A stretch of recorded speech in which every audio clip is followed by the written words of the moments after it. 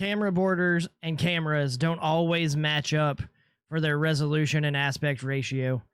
So today I'm going to tell you how to get them to match up and how to stay matched up no matter where you put them on your OBS scenes. So let's go. All right. So we have our display, right?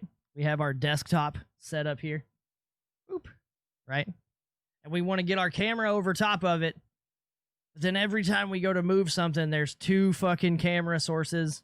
There's all kinds of bullshit that we got to do to try and resize it. Make everything normal. So instead of having two sources, a camera border, and our picture, we just want to make that into one. So what we're going to do is we're going to make a new scene, and we'll call it bordered camera. Bordered camera. Boop. So right there. And so now we have an empty scene called bordered camera. And the first thing that we're going to put into it, and I'm not going to use another webcam because it looks weird.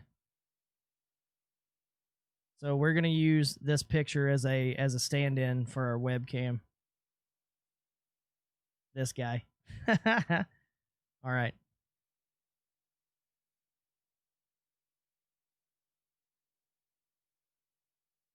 So our webcam, what we're going to do, whether it starts out at 1080p or not, is we're going to stretch it to the screen. And there's a reason that we do this. And the reason is that if you, here, we'll just delete this. If you just pull it on and then you start to resize it, right? Notice how all of the aspect ratio stays exactly the same. So you're never going to be able to match it up to anything. Aspect, if I'm just dragging on the edge here, aspect ratio changes. Now, if we do the transform, we stretch it to the screen, now I can make it any aspect ratio that I want. So that's a little secret for people that might not know. Is stretching it to the screen, then binds it to the outside of your canvas and changes it into a manipulative or an easily manipulated image. So we have that. I'm going to just turn that off for a second. And then we're going to pull our frame in. Boop. So our frame right here, as always, since we have the frame, we are going to loop it. That way it doesn't just stop and go away. There we go. So now our frame is just going to loop around. Thank you, Josh Jag, for letting me use your camera frame for this. So, a lot of also what I see from people on Twitch, on Facebook, anywhere, and they're asking questions, is why when I go to click this one, do I accidentally end up moving my my camera border? Or I'm trying to move my camera border, why am I moving the image behind it? There's little lock buttons right here. You can lock them in place and you will never be able to move them again. So we're going to take our webcam image. We're going to make sure it's unlocked. We're going to grab the corners. And we're just going to move the corner to line up directly with the edge bevel here of the webcam frame. So you can do the bottom two and then just pull that one straight down so that all of the little red squares, your adjustment squares, match perfectly into the corners. And then lock that baby down. So now we have this webcam right here.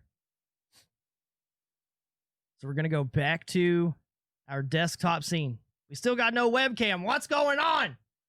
Mac, I thought you were telling us how to put a webcam on our display. Well, here, check this out. So then we're going to take our add button here, and we're going to add a whole scene.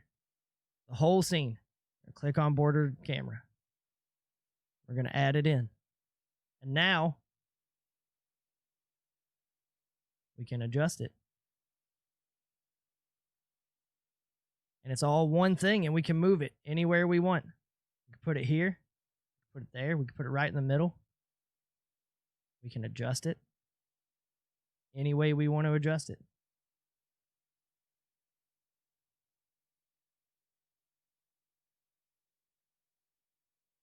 And let's say we need to make a different adjustment, right? Like let's say we accidentally picked the wrong camera. Well, all we got to do is go in here, pop that camera out, put a new camera in, make sure it's beneath our frame.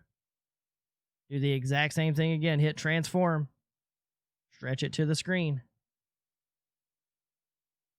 and then just move our adjustment layer, our adjustment handles over to the edge of the webcam.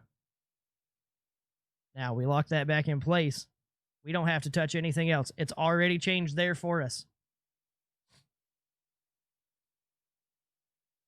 And it keeps your webcam absolutely perfect inside of your webcam frame, so that you have a big area to work on. You can actually see nice and large where you're working on things, so that when you're here, you're not making little minute adjustments,